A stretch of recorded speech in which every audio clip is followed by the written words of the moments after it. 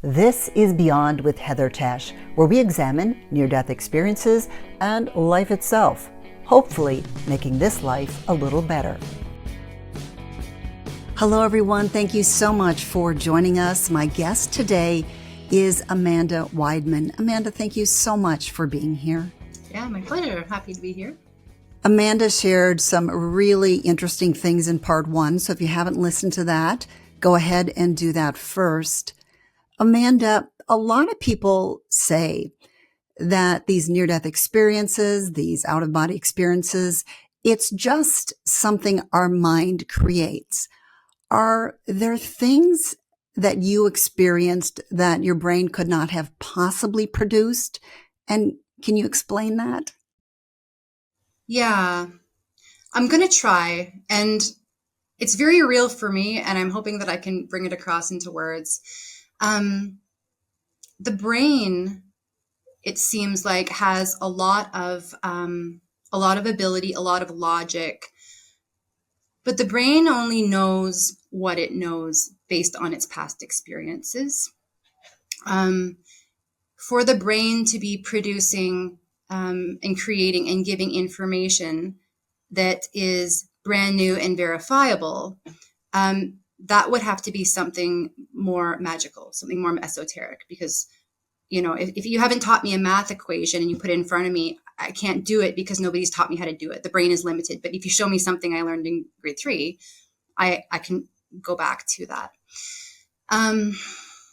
Floating outside of the body and just being awareness, you can see all that from above. So you can see your body, you can perceive that there's a brain and there's a logic going on, and you can just see how limited it is. But when we go outside of the body in these types of experiences, we are connecting with a universal field of information and memory. There's the Akashic records. And so out there, we're accessing things that a brain couldn't know. I didn't have one of those experiences where it's verifiable, where, I've heard of stories where someone left their body, they popped up above the hospital and they could see a red shoe. And when they came back, they said, hey, someone to go. A brain couldn't produce that information when the cleaner brings down the red shoe, that kind of thing. Again, I didn't have one of those, but my sense from connecting with that universal field is that it has nothing to do with the brain, because how could the brain know so many things? That's my sense. I think one of the things that verifies these experiences is that people come back changed. Who were you before and how have you changed? Yeah, I love this question because a lot did change in a very short period of time. And who I was before, I look at with sometimes curiosity, because it was such a different person. And I'm sure that a lot of my family and friends would say the same thing. And there was nothing wrong with that version of me. It just all changed very rapidly. So I was working full-time, overtime as a paramedic. I'd been doing that work for 13 years. I lived in the country with my partner and 2 dogs. I was into gardening. I took 2 weeks holiday a year. I was at the gym every day. I was very focused on my athletics and the way my body looked. I had a lot of expensive makeup and I went to those expensive hairdressers, and I was enjoying an Canadian life. I'm from Canada, North American life, to the best that I could, with health and beauty and home life. And then after the car accident, nothing changed exactly overnight. I did feel a lot more connected to, this universal field and to God and divinity. But it almost seemed like that version of me died in the car accident. So my body didn't die, but a construct that I identified myself with did. And slowly, and this is still an ongoing process, who I really was, or who I was designed to be, started to push through without me going to look for it. And so within the first year, I ended up leaving that relationship. It wasn't I had been in denial about some of the aspects of it, but it became very clear that this was over. I quit my job as a paramedic. I hadn't been honest with myself about how much stress it was putting on my body to be doing these night shifts and working 60 hours a week and driving around with lights and sirens. And then I found myself in a 3-bedroom house by myself. And I was like, what am I doing? Am I really living my dream, or am I living someone else's dream, society's dream? And, just random stuff like Instagram or Pinterest, I would see people who are living in their camper van, digital nomads that were traveling around. And that's something that I never really would have thought about before. But suddenly I was like, well, why can't I do that? I'm drawn to do that. It's maybe not part of society's thing, but I'm curious about that. So I lived in my van for a couple of years and did a bunch of traveling. And then these are some of the kind of like the day-to-day things, but I started not really wanting to have all of this focus and money on keeping up with looking a certain way, because that's what beauty is. I started to notice things that were more not visible things that would change, but the way that I allowed myself to just go with the flow to my own detriment. I saw where I was people pleasing, where I was agreeing with things I didn't agree with, or laughing at jokes I didn't think were funny. And suddenly this new version of myself felt very icky when I would do things like that. Whereas that's just normal life. That's how we do Western life. But I was suddenly feeling very fake, as though I was wearing a mask every time I did something that wasn't quite authentic. And as you can imagine, like, that doesn't go over very well all the time. And, I realized that, this can actually be quite painful. This awakening, I call it awakening to how things were. And then, as I started to make some of these changes, like, okay, I'm not going to agree with things that I don't agree with just to make someone else happy. I have truth that's coming out of me.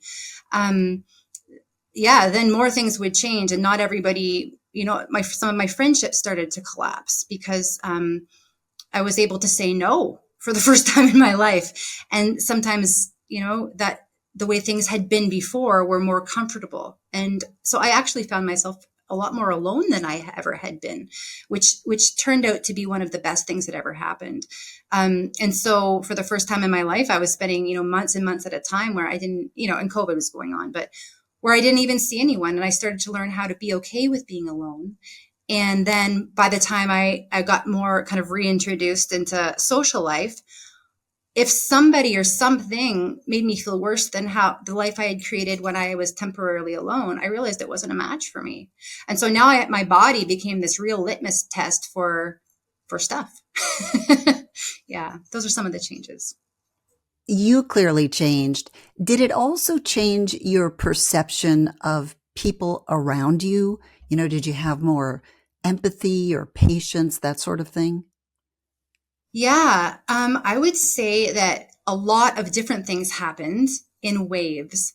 So I would go through periods of time where I would just see other people in almost a naive way, where I knew and I know that we are all divine beings having a temporary, forgetful human experience. So I would just see other people as friends that I hadn't met yet. I smile at people on the street, and yet I would also have to remind myself that it's not normal for people to be seeing other people like that. We kind of have to be culturally and societally appropriate. And so I'm having this inner experience where, like, I know this person is sacred. This person is part of God, but I just have to act like they're a stranger and a little dangerous. So holding those both realities, when you're walking down the streets of a city, is hard. It's hard because, like, I remember who we are and where we came from, and very few people do. And so there is a little bit of that. My empathy, sometimes empathy, but I would say highly sensitive nature increased hugely. Part of that would just be the natural result of, like, some shock to the nervous system. But beyond that, I started, because I didn't quit my job as a paramedic right away. That was about a year in. I started to be able to feel things. For example, if I was on a paramedic call, sometimes I would like just suddenly be feeling nauseous. And then the next patient we picked up, I'm doing their assessment, and they have severe nausea, and we have to give them medicine for that. Or we'd go to a call, and I know my job, I don't get anxious, but my heart would start racing before they go in the house. And it turned out the person was having an anxiety attack. So I started to be able to really feel energy in a new way. And that's actually part of why I made that decision to stop doing that kind of work, because at the time I didn't really know what to do with that. And it didn't just go for physical things. I started to be able to, like most empaths, go into a room, and if there's one or two like predominant moods, really feel that in my own body, and then have to decide, okay, like, should I stay? Like, what am I going to do about this? That highly sensitive thing went up. And then, but then on the flip side, to be completely honest, sometimes it got really, really difficult to be around people and very hard to muster up and find love for people, because since the volume was turned up on everything, if somebody had less than loving intentions, or was really up to something, where I could kind of like turn a blind eye and ignore that before, it's like it was screaming, even to this day, it's screaming in my face. So, I don't always like suddenly feel loving. I have to go through my process of feeling the irritation and the frustration, and then the compassion for whatever that person is experiencing. But everything got very loud on both ends. If, as you say, we come back and have lifetime after lifetime and we evolve throughout those lifetimes, why is society still messed up? Yeah.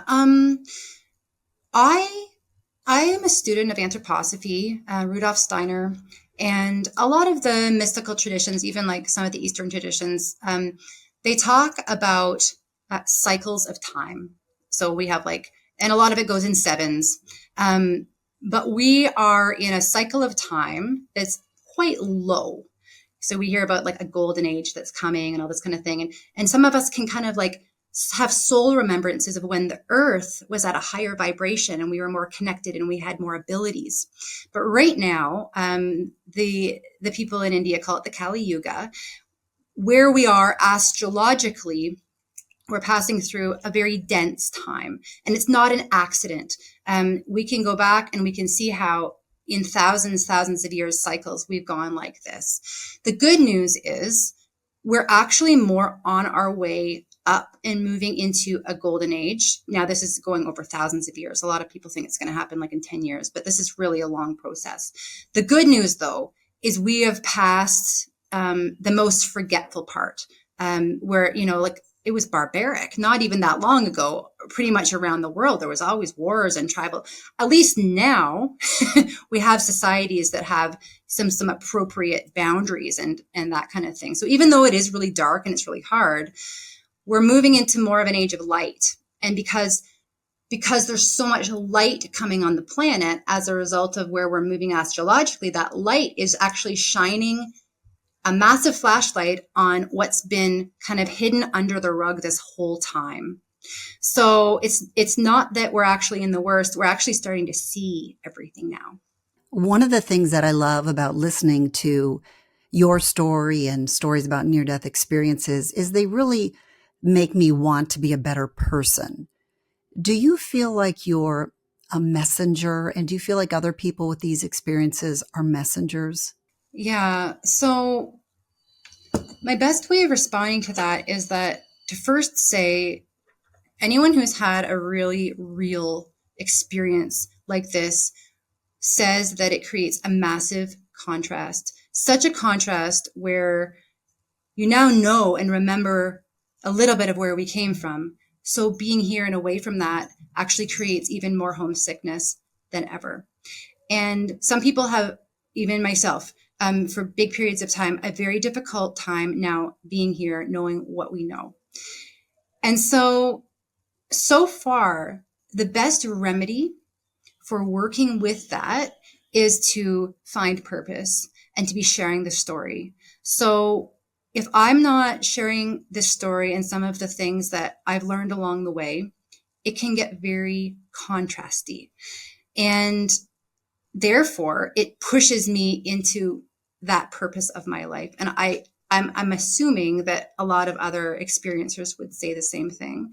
You know, yeah, talking about these things, writing about these things, sharing about these things brings a little bit of relief, because if I thought about myself before this accident, I would have wanted to hear anything that was true of someone else's experience to help me remember a little bit about that home. And so that's important for me now, for sure. Is there anything that we can do, or any way we can mess up this lifetime to not be able to be with that presence someday? No. The only thing we can do is slow things down. And we all have free will. So if a person wants to stay stuck with patterns that are harmful to themselves or others, they're allowed to do that for as long as they want. And when we stay stuck in that stuff year after year, maybe even lifetime after lifetime, yeah, we're not going to be able to reunite in the way that maybe we hope with that presence, because we're not a vibrational match. And so it doesn't mean we have to be like perfectionists, but we just have to be really honest about letting go of our addictions, letting go of our attitudes and our judgments, and shifting more into compassion, shifting more into love.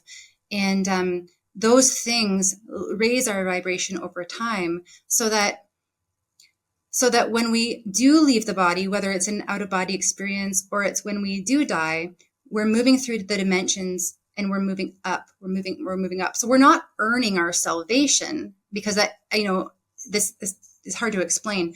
We're literally just adjusting to where the presence is at. Do you think there are negative energies out there that sometimes hold us back, or we move into the wrong direction because of them? Yeah. So that's a great question too. There definitely are negative energies. There are many different words for them, and they're not all the same. They don't all work the same.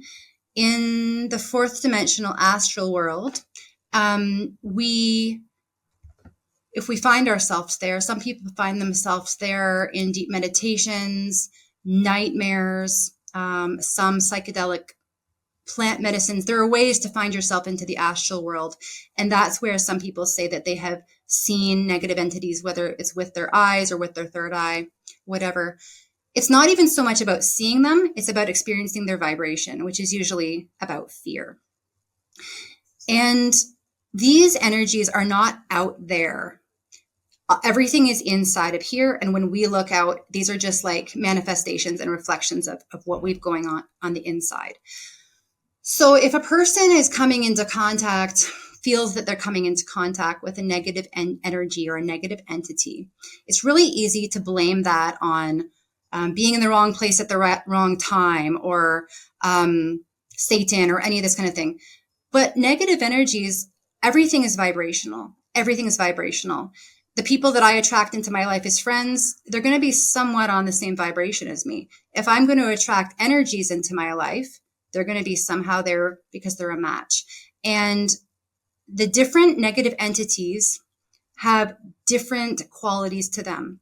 So if I'm an addict and I'm drinking all of the time, probably because I've had trauma in my past, I'm going to be a vibrational match for a negative entity that feeds off of that depressive, compulsive energy that I'm kind of embodying as an addict.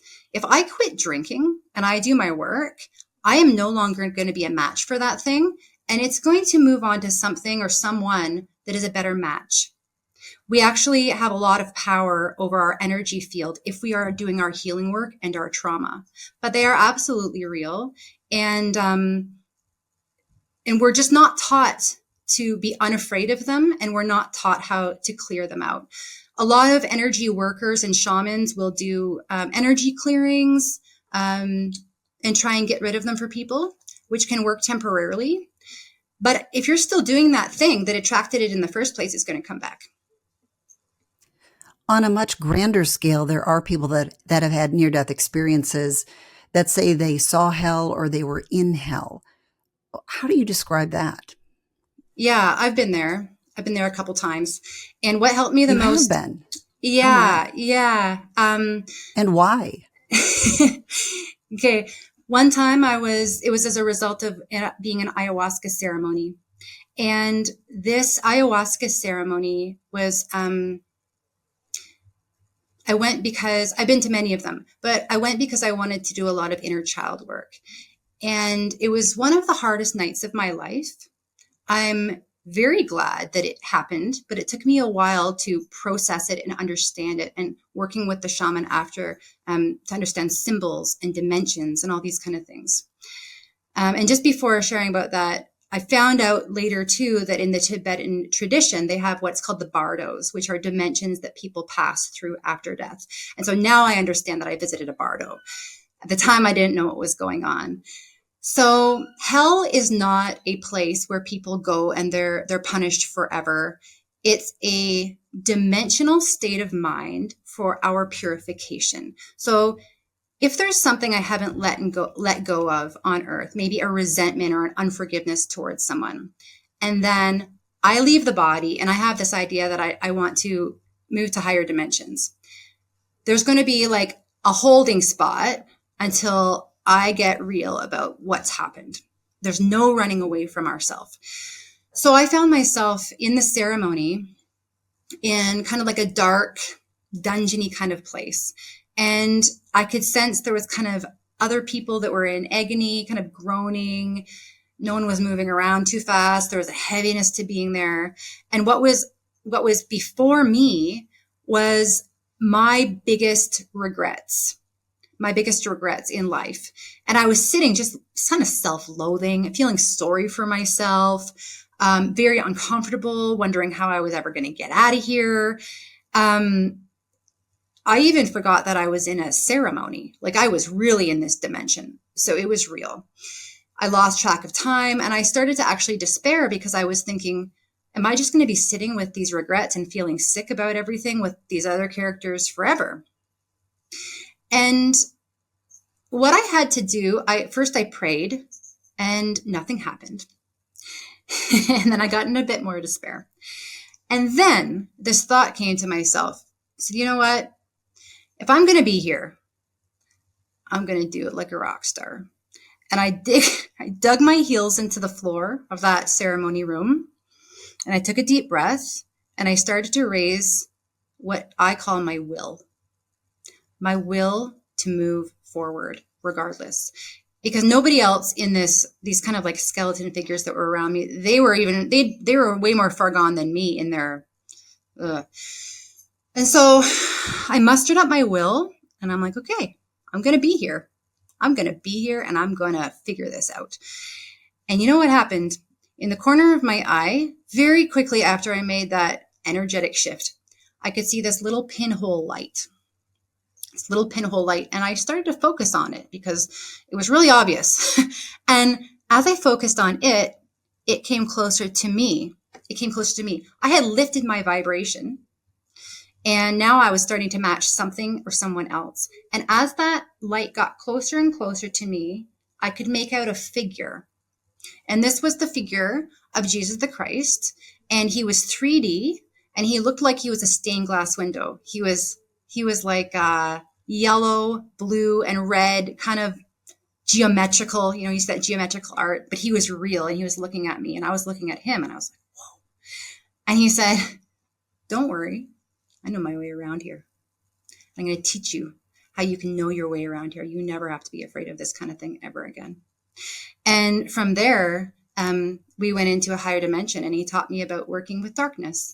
And afterwards, you know, I didn't wake up the next morning and felt great. Actually, for weeks, it was very, there's a lot of charge to that. It was very difficult to process what had happened. But I realize now that if we are doing our work, if we are letting go of our regrets and moving through all of these samskaras, there's no need for us to be there. We're putting ourselves there. I have heard other people describe it very similar, where they saw that little pinhole of light and then eventually Jesus came down. What about some of those other beings that you saw there? Can people get stuck? People are never going to get stuck because something is holding them there.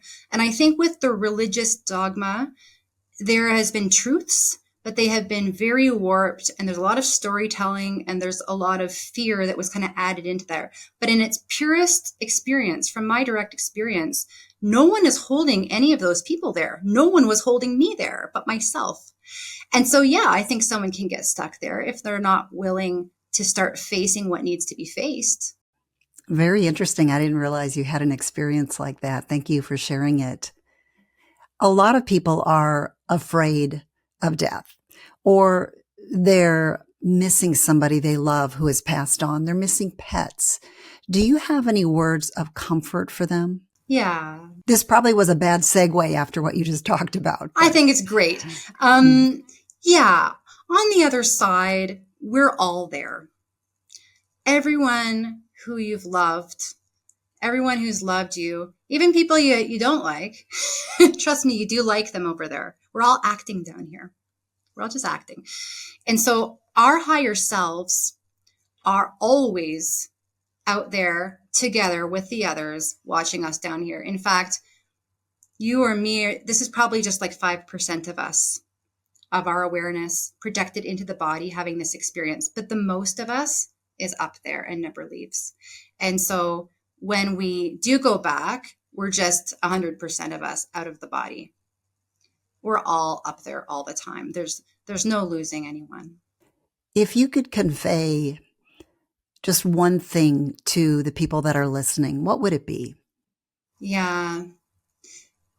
We are often our own worst enemy. No one is holding anything over us. No one's controlling any of our destiny, anything that happens after death. This is all our journey back to our higher self, our journey back to oneness with the divine.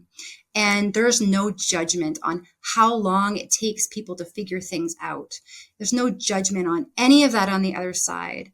You can take as quick or as long as you want in the human experience to come back to God, to come back to your heart.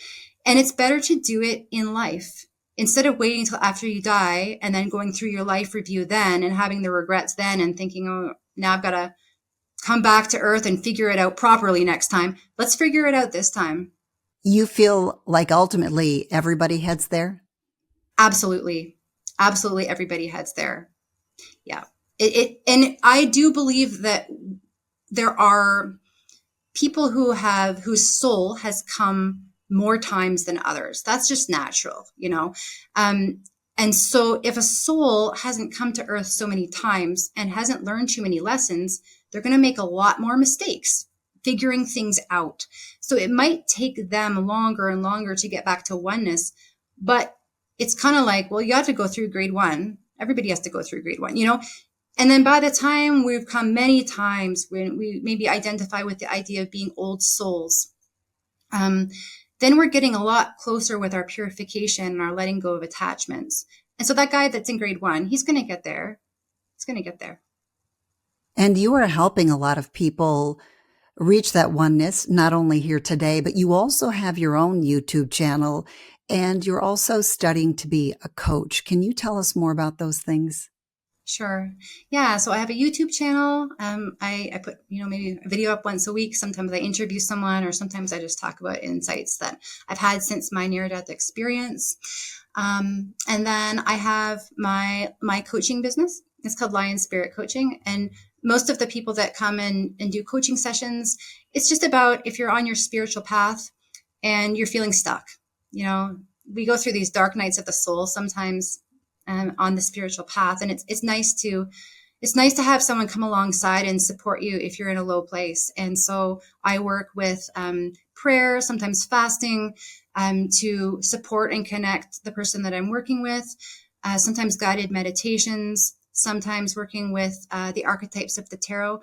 And it's really about where a person's at, what they're going through, and how they can be supported and remember a little bit more of who they are. And know that it's not weird what's going on. It's wonderful. I believe your YouTube channel is Lion Spirit. Is that correct? Yeah, it's at Lion Spirit 1111. And how about your website? Yeah, my website is www.lionspiritcoaching.com. Wonderful. And I'll put those links also in the description for those of you that are listening. You can find it there. Amanda, do you have any parting words or parting advice that you can share?